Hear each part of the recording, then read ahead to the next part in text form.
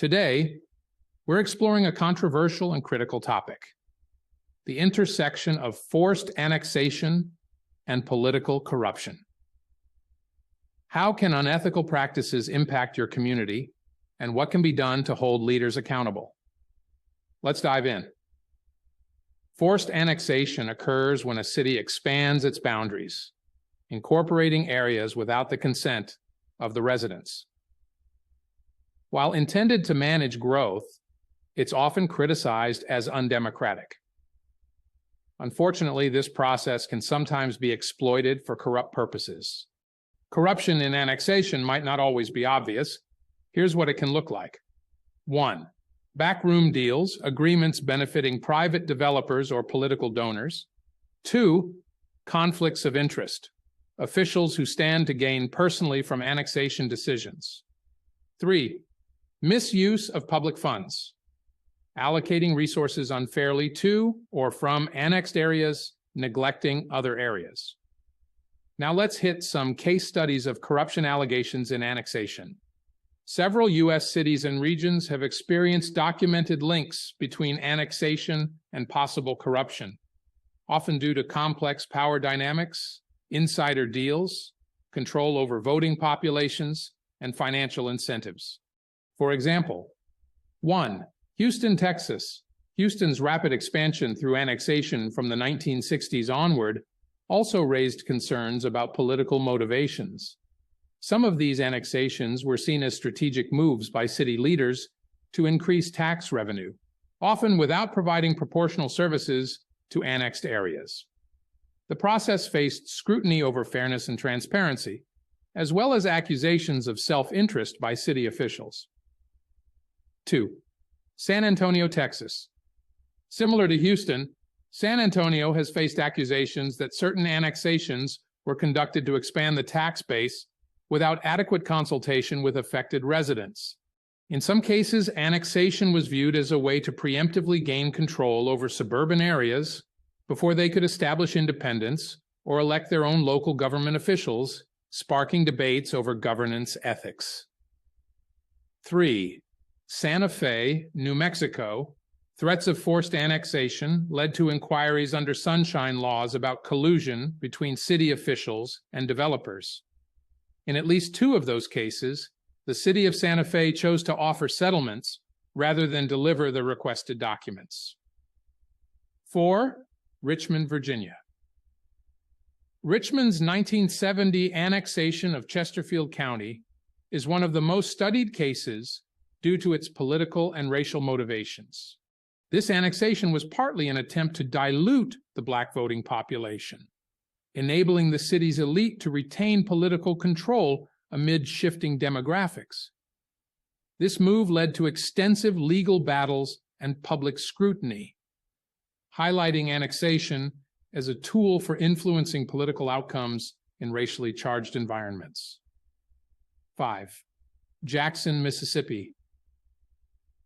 In recent decades, Jackson's annexation efforts, particularly in extending services to suburban areas, have faced accusations of financial mismanagement and favoritism.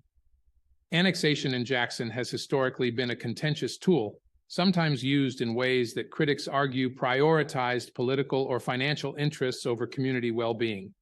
These cases illustrate how annexation has been used to extend city power, often under contentious circumstances. The controversies highlight the broader risks of using annexation to reinforce political influence, which can lead to public distrust and lawsuits challenging the legitimacy of such expansions. When corruption taints annexation, everyone loses. Residents pay the price, higher taxes and fewer services. Distrust in government grows, undermining democracy. Quality of life declines. Misallocated resources strain infrastructure and public services. How can you recognize corruption in the annexation process? Look for these warning signs. Lack of transparency in decision-making, such as closed-door meetings, requiring public officials to sign non-disclosure agreements about annexation or refusal to disclose public documents. 2.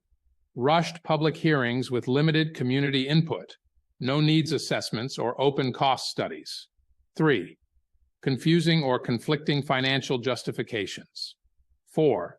Accusations and name-calling of opposition. Here's how communities can take action. Demand transparency. Attend meetings, request records, and ask hard questions. Engage the media. Investigative journalism can uncover hidden agendas. Organize locally. Grassroots efforts can pressure officials to act ethically. Cities themselves are taking proactive steps to ensure ethical annexation. Here's a breakdown. 1. Independent oversight boards. These boards act as impartial entities that evaluate annexation proposals, ensuring they align with public interest rather than serving political or financial agendas. They review proposals and assess the financial, social, and environmental impacts of annexations, hold public hearings, and publish findings to keep the process open and accountable, and serve as a counterweight to political influence by city councils or developers. 2. Stronger conflict of interest laws.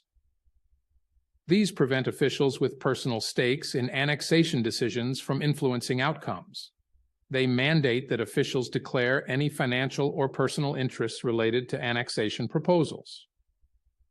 Recusal rules require officials to abstain from voting on annexation issues where they or close associates could benefit directly. Sanctions can impose penalties for non-compliance to deter unethical behavior. An example: Texas tightened its conflict of interest laws after controversies in cities like Houston and San Antonio, where annexations raised questions about potential benefits to developers tied to city officials. This has even included things like low-interest mortgages held by city officials by developers of annexed areas. 3. Community advisory committees empower residents of both the annexing city and the affected area to participate in the decision-making process. They can facilitate forums where residents can voice concerns or support for proposed annexations, or develop surveys or focus groups to gather a wide range of perspectives and provide input to city councils or oversight boards to shape annexation plans. Asheville, North Carolina, created community advisory panels to address concerns during its expansion efforts. 4. Additional measures for ethical annexation can include public referenda, requiring a majority vote by residents in the areas targeted for annexation ensures that decisions reflect democratic principles. Transparent cost-benefit analyses, mandating thorough economic evaluations before annexation proposals are approved, helps clarify potential impacts on all stakeholders. Environmental impact assessments.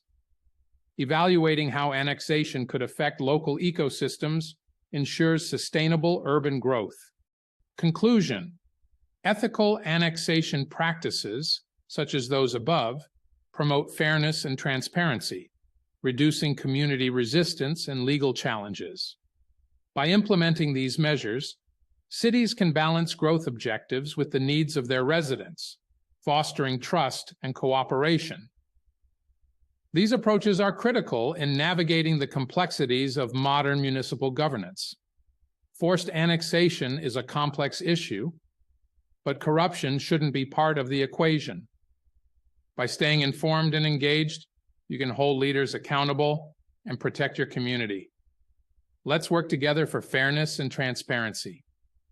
Subscribe to Annexation Watch USA and let us know your thoughts in the comments.